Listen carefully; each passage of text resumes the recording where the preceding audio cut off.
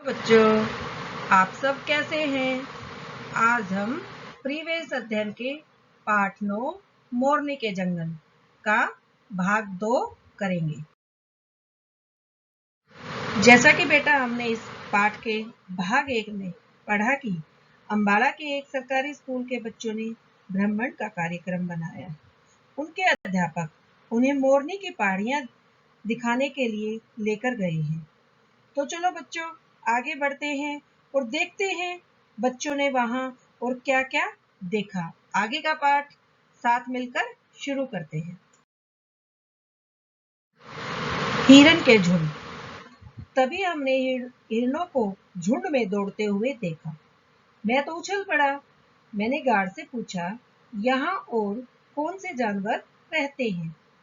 उन्होंने बताया, यहाँ नीलगाय, लंगूर, चमगादड़ आदि जानवर हैं।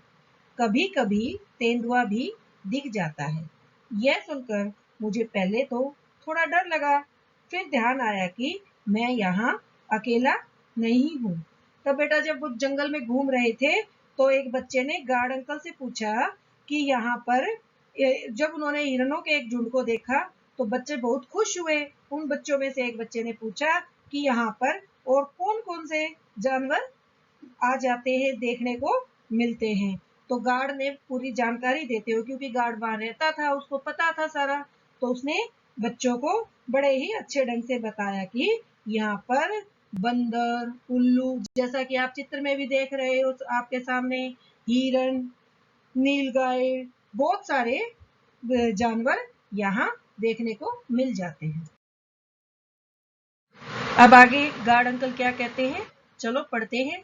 गार्ड अंकल ने बताया, पहले यहाँ तेंदुओं की संख्या बहुत अधिक होती थी, परंतु इस क्षेत्र को पार्क के रूप में विकसित करने व सड़कें बनाने से यहाँ जंगल कम हो गए।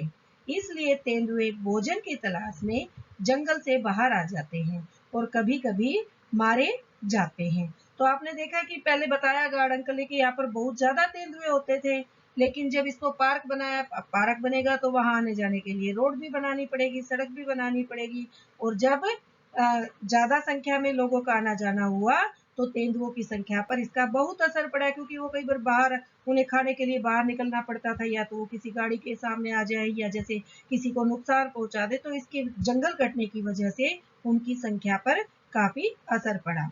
अतुल बोला, सर क्या ये जंगल हमारे लिए भी उपयोगी है? अध्यापक ने बताया, अतुल, पृथ्वी पर उगने वाला प्रत्येक पौधा हमारे लिए किसी न किसी रूप में उपयोगी है। जब जंगलों को देखा और कटने की बात आई तो अतुल ने बड़ी उत्सुकता से अपने टीचर से, अपने अध्यापक से पूछा, सर जंगल हमारे लिए भी, यहाँ वाले जंगल हमारे भी कुछ काम आते हैं? जो वहां गए हुए थे वहां के जंगल। तो उसके अध्यापक ने बताया कि बेटा, कोई भी पेड़ पौधा जहां पर भी है सभी हमारे लिए उपयोगी है, किसी ना किसी रूप में वो हमें हमेशा कुछ ना कुछ देते हैं। अब बताओ, मतलब आगे फिर कुछ प्रश्न दिए गए हैं 3, अब बताओ में हम उनको डिस्कस करते हैं। क्या तुमने अपने घर में या आसपास बंदरों का झुंड देखा है? ये तो आप सबको पता है, क्योंकि बंदर हमारे आसपास रहते हैं, तो हम सब बता सकते कि हाँ, हमने बंदरों को देखा है। सेकंड, वे रिहायशी क्षेत्रों में क्यों आ जाते हैं? मतलब रिहायशी जहां हम रहते हैं वहां पर बंदर क्यों आते हैं? तो इसके उत्तर में हम लिख सकते हैं, बंदरों के रहने के स्थान जंगल तथा वृक्ष हम लोगों ने समाप्त कर दिए हैं, क्योंकि अब बड़ी बड़ी बिल्डिंगें बनने लगी हैं, बहुत सारे हमने घर बनाए हैं और उसकी वजह से पेड़ कटने लगे हैं, पेड़ों की संख्या कम हो गई है, उनके रहने तथा भोजन प्राप्त करने में मुश्किल आती है। वे भोजन की तलाश में रिहायशी क्षेत्रों में आ जाते हैं। आपको पता है कि बंदर जंगलों में रहते थे, वही पेड़ों से फल फूल कुछ लेकर खा लेते थे, लेकिन पेड़ जंगल कम होने की वजह से अब उन्हें ना तो खाने की जगह मिलती और ना रहने की, तो वो जहां पर हम लोग रहते हैं, हमारा रिहायशी क्षेत्र है, वहां पर आ जाते हैं। थर्ड, क्या वे तुम्हें कोई हानि पहुंचाते हैं? यदि हाँ तो क्या? तो बताओ बेटा, बंदर खुद ही बताओ आप सब, कोई भी कि बंदर आपको नुकसान पहुंचाते हैं कोई? हाँ, कई बार करते हैं, क्योंकि बंदर बहुत शरारती होता है। वह हमारे खाने का सामान छीन कर, जैसे कोई बच्चा हाथ में किसी चीज का पैकेट है तो उसे भी लेकर भाग जाते हैं। केले वगैरह दिख जाते हैं तो उसे भी लेकर चले जाते हैं। और कई बार जब हम कपड़े सुखाते हैं तो उन्हें भी उठाकर ले जाते हैं, क्योंकि बंदर जाति बहुत शरारती होती है।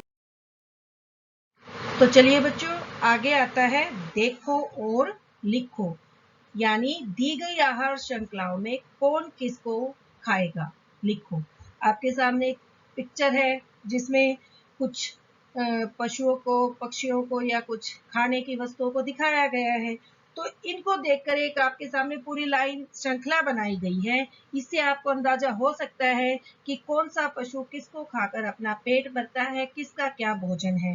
तो इसके माध्यम से, इस चित्र के माध्यम से हम जानेंगे। जैसे आप देख रहे हो, मक्खी, चूहा, उल्लू, तो ये तीनों एक दूसरे से जुड़े हुए हैं। जैसे चूहा मक्खी को खाता है और चूहे को उल्लू खा जाता है, तो उल्लू का भोजन चूहा और चूहे का भोजन मक्खी।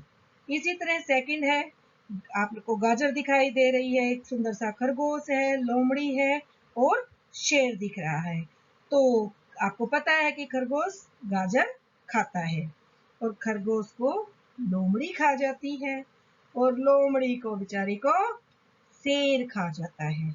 इसी तरह एक दूसरे से पर ये निर्भर है, हर कोई एक दूसरे के ऊपर आश्रित है।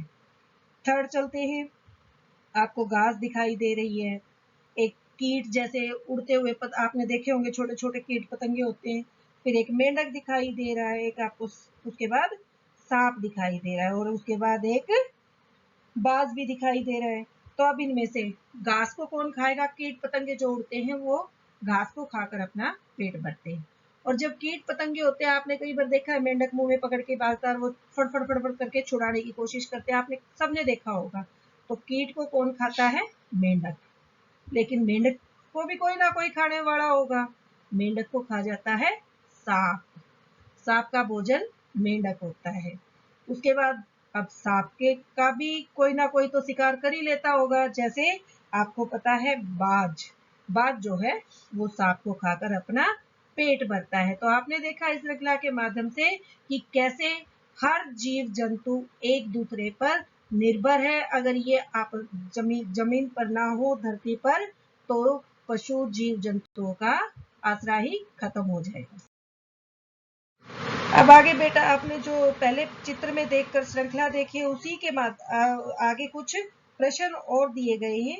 जैसा कि यदि क्रम संख्या 3 पर दी गई आहार, जो तीसरी हमारी श्रृंखला है, उसमें श्रृंखला में मेंढक को निकाल दिया जाए तो किस जीव का भोजन खत्म हो जाएगा।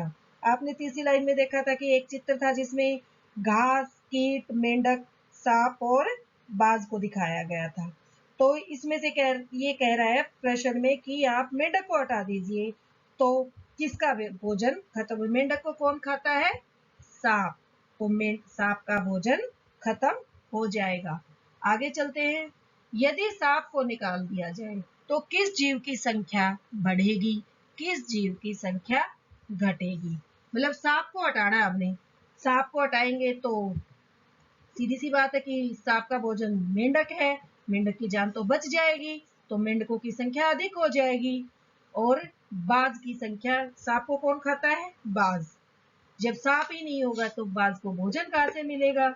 और भोजन नहीं मिलेगा तो वो भूख के कारण मर जाएंगे, तो उनकी संख्या कम हो जाएगी। नेक्स्ट, इस आहार श्रृंखला में पौधों को भोजन कहां से मिलता होगा?